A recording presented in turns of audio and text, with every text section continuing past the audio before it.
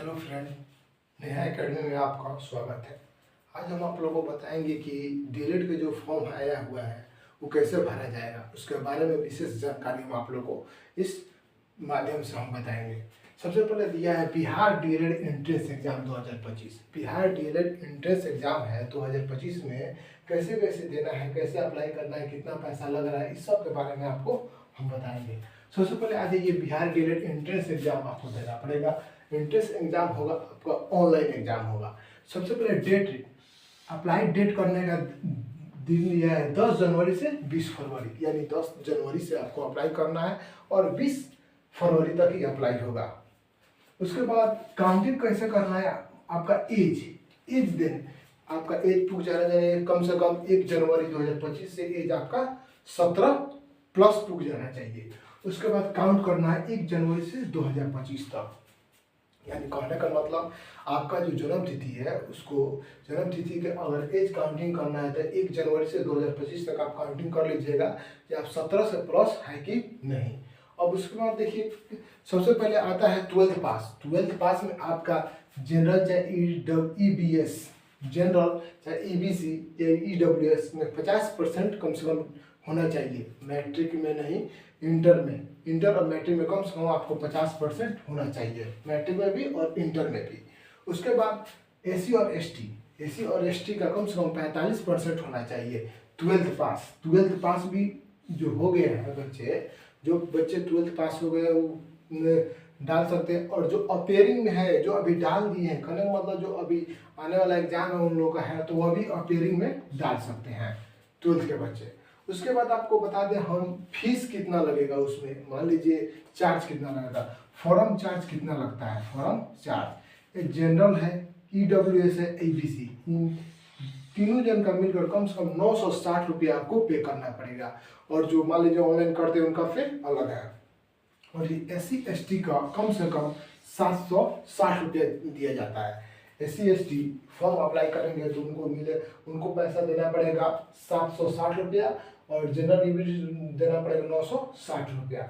उसके बाद आप ये भी जान सकते हैं अदर स्टेट, यानी कहने का मतलब या अदर स्टेट यहाँ पे दिए हैं अदर स्टेट कैन अप्लाई, यानी अदर स्टेट भी अप्लाई कर सकते हैं इस फॉर्म को। उसके बाद डीएलएड सिलेक्टेड प्रोग्रेस 2025, डीएलएड में सिलेक्टेड होगा 2025 में, उसके बारे में बता रहे हैं। सबसे पहले फॉर्म अप्लाई कीजिए। फॉर्म अप्लाई करने के बाद एंट्रेंस एग्जाम होगा, और एंट्रेंस एग्जाम के बाद काउंसलिंग होगा।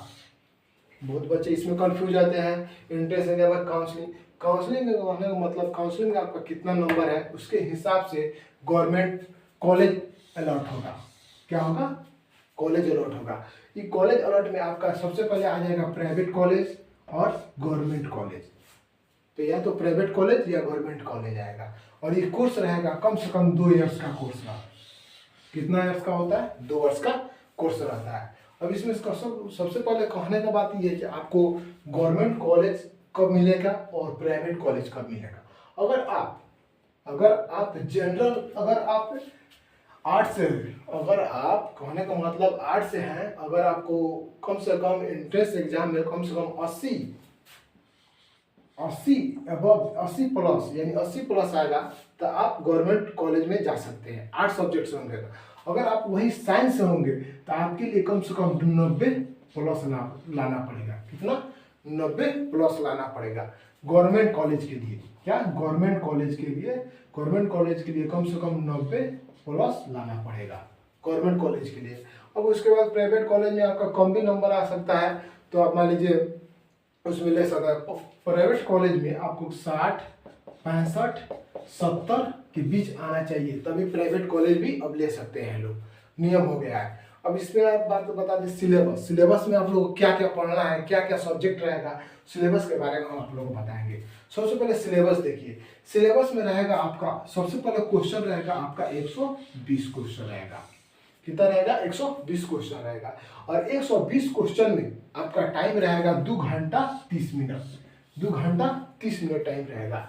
आप 120 क्वेश्चन को 2 घंटा 30 मिनट में आपको बना लेना है। और ये एग्जाम होगा, ऑनलाइन एग्जाम होगा। कैसे होगा एग्जाम, ऑनलाइन नहीं होगा, ऑफलाइन नहीं होता है। ये एग्जाम होता है ऑनलाइन होता है, आपको कंप्यूटर पर बैठकर आपको खुद हल प्रश्न करना होगा। और सबसे पहले सही बात क्या है, इसमें नेगेटिव मार्क नहीं है। आप पहले और सब क्वेश्चन में क्या होता है, और सब एग्जाम में क्या होता है, आपको क्वेश्चन अगर गलत हो जाएगा तो उसमें से सही में से नंबर कट जाएगा। इसमें नेगेटिव मार्क नहीं है। बिल्कुल इस बात को आपको ध्यान देना है, जितना भी 120 क्वेश्चन है 120 क्वेश्चन को आपको रख देना है, इसमें नेगेटिव मार्क नहीं है।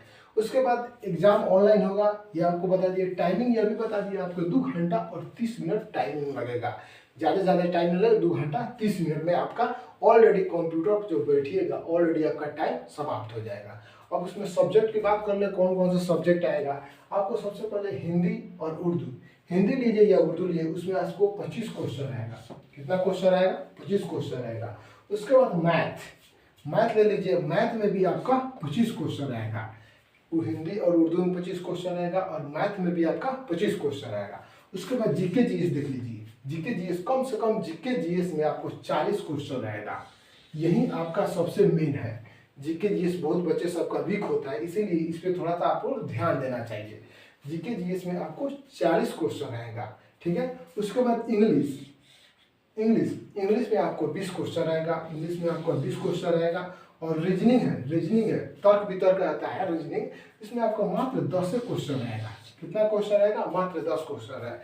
इतना ही क्वेश्चन आपको सिलेबस में देखने को मिलता है। और भी जानकारी के लिए अगर आप हमारे चैनल को सब्सक्राइब कर दीजिए, लाइक कर दीजिए, शेयर कर दीजिए, कैसे की और भी अब नोटिफिकेशन डालें तो आपके मोबाइल पे आपके पास पहुंच जाए। Thank you.